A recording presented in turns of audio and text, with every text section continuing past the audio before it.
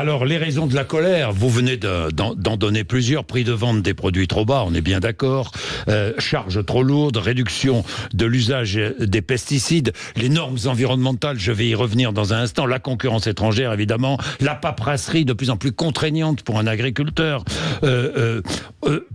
On ne peut pas payer aussi la facture de la guerre en Ukraine, c'est ce que j'entends aussi. L'arrêt de la fin de la détaxation du gazole.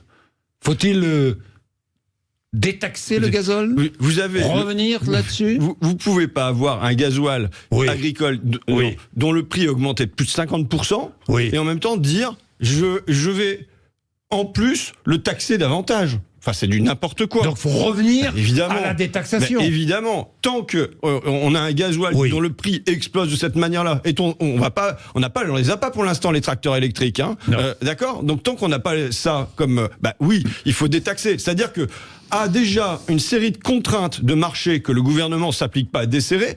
En plus, pendant ce temps-là, il vous dit on va vous mettre des taxes supplémentaires. Comment ça peut être acceptable? C'est pas possible. Donc évidemment, vous savez, il y a une série de petites choses sur lesquelles le gouvernement peut revenir de manière marginale. Lesquelles? Que feriez-vous là? Quelles sont les mesures selon vous à prendre dans l'immédiat? Sur le gasoil, c'est très simple. Voilà. Bon, tu vois, ça c'est très simple. On revient à la détaxation. Sur moins de paperasse, où en vérité c'est plus moins de paperasse. Maintenant, c'est moins d'heures à passer sur un écran d'ordinateur à essayer de se connecter à un site internet. Hein. C'est ça la réalité. Bon, ça c'est faisable.